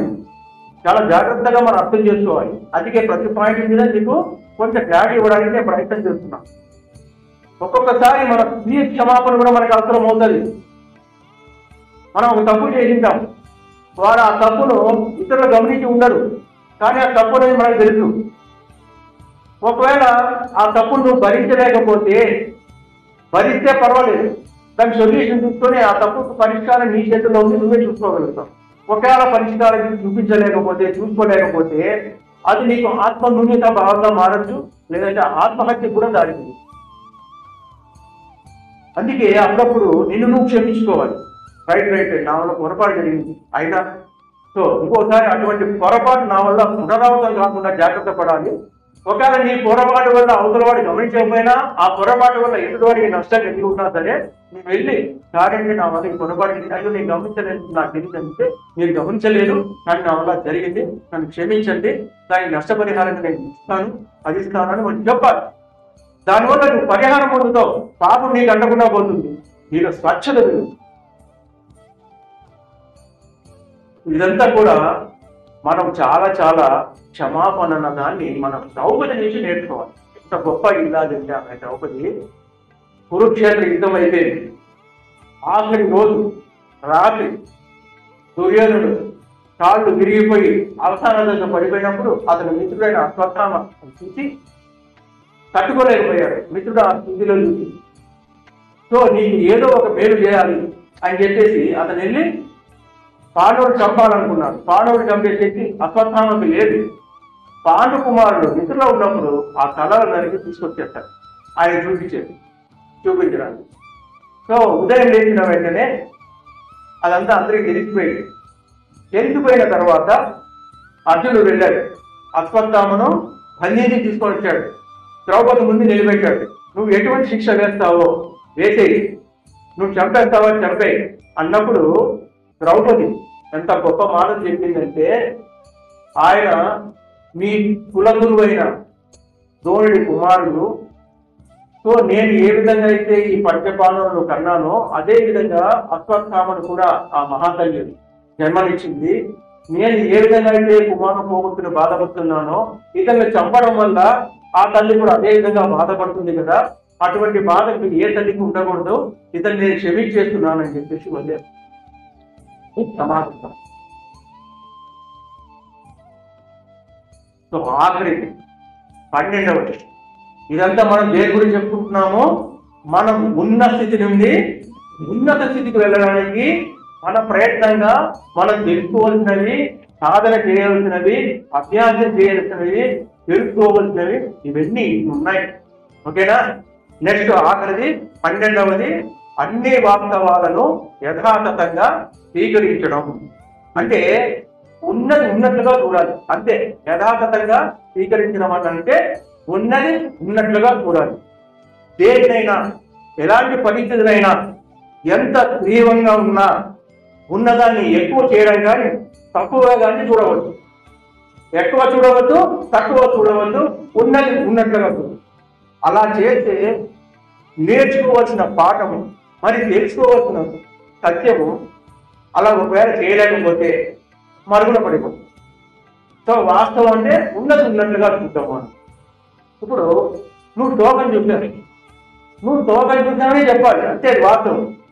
తోకని చూసి నేను పులిని చూశానని చెప్పాను అనుకో, అయిపోయింది. అక్కడ తెలుసుకోవాల్సి నేను నీకు తెలుసుకోలేకుండా వెళ్ళిపోతాను. ఒకసారి తోకలు కొన్ని జంతువులతో ఒకే రకంగా ఉంటాయి, నేను తోకలు మాత్రమే చూశానని చెప్పాలి, ఇంకా వేరే ఏం చెప్పకూడదు.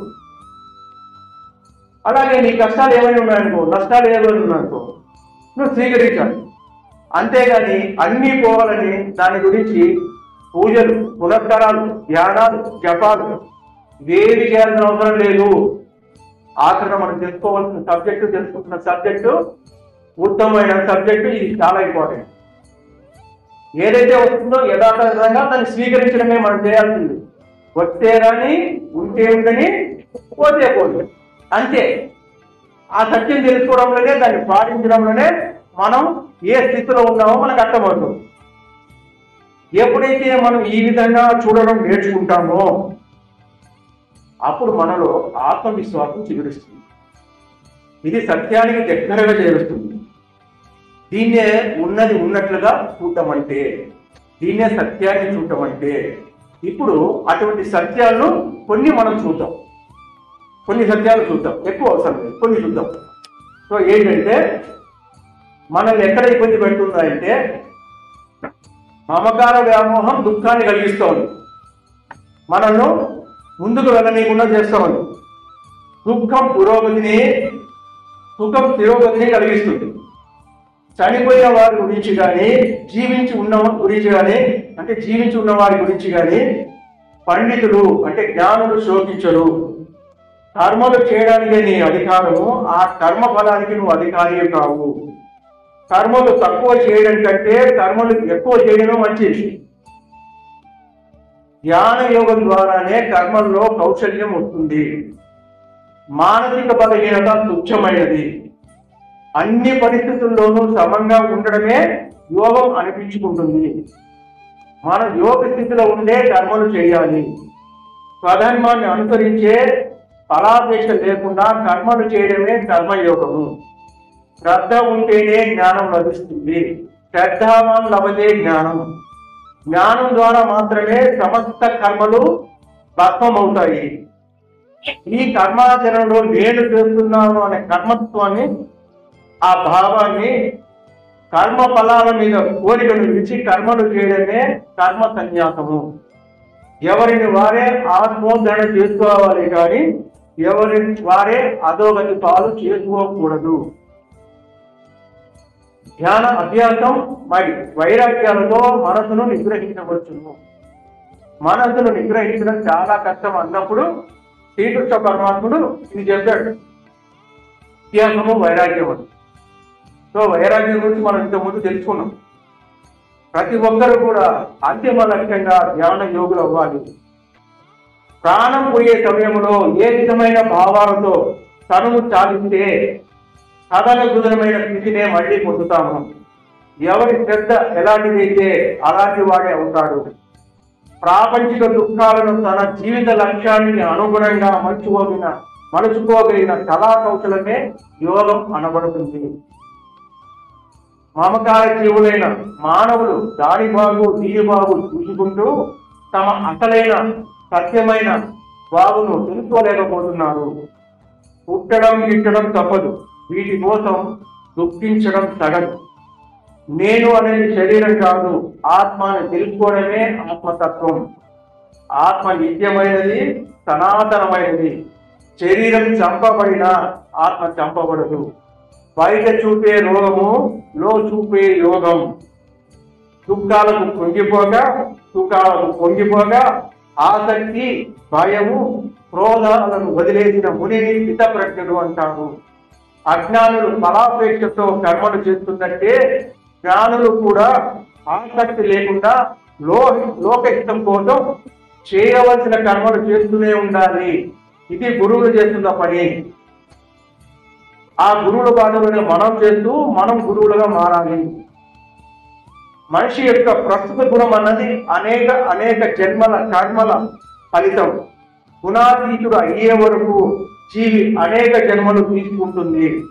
జ్ఞాన యజ్ఞం అన్నది అన్నిటికంటే ఉత్తమమైనది. ఇప్పుడు మనం చెప్పుకున్నదంతా కూడా జ్ఞానయజ్ఞమే.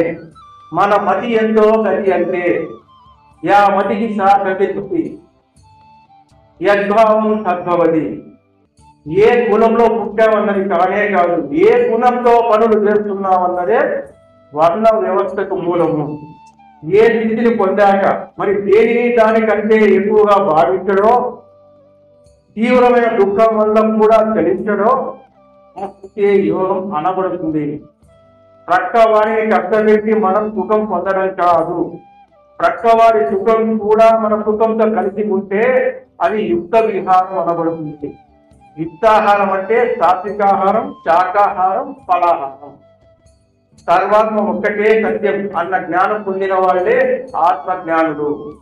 దేశంతో, కాలంతో, జ్ఞానంతో, అజ్ఞానంతో ఏ విధంగా ఏది నశించదో అదే అక్షరం, అదే పరబ్రహ్మం. బ్రహ్మలోక పర్యంతము ఎన్ని లోకాలను తిరిగినా కానీ జీవులకు పునర్జన్మలు ఉన్నాయి. ఆత్మైక్యాన్ని పొందిన వారికి మాత్రం పునర్జన్మ లేదు. బ్రహ్మాండ రచన వల్లే పిండాండ రచన కూడా అద్భుతమైనది. బ్రహ్మాండం అంటే విశ్వము, పిండాండం అంటే శరీరము. పిండం కంటే బ్రహ్మాండం 1,000,000 రెట్లు ఎక్కువగా ఉన్నప్పటికీ రచనా పద్ధతి మాత్రం రెండు ఒకటే. అంటే నిన్ను నీవు గమనించినా, నీ లోపల నువ్వు గమనించినా, విశ్వాన్ని గమనించినా నీకు అర్థమైపోతుంది. సర్వ ప్రాణుల పట్ల ద్వేషం లేకుండా స్నేహాన్ని, దయను కలిగి అహంకార మమకార సుఖ దుఃఖాత్తుడై క్షమాగుణం కలిగిన వాడు భక్తుడు అనబడతాడు. సో మనం భక్తులమా, సరైన భక్తులమా అనేది చూసుకోవాలి. సో భక్తుడు అంటే, నా ప్రియ భక్తుడు అంటే భగవద్గీతలో భక్తి యోగంలో చాలా క్లియర్ గా చెప్పాడు. సుఖ దుఃఖాలను, శుభాశుభాలను, సత్యాలను అన్నిటికీ అతీతైన వాడు నా ప్రియ భక్తుడు అని చెప్పాడు.